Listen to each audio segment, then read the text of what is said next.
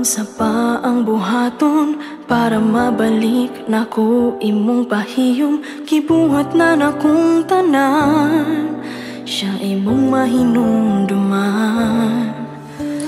Ang kasakit na gihatag niya nimo, way makatukong pero pasintagaan ko nimong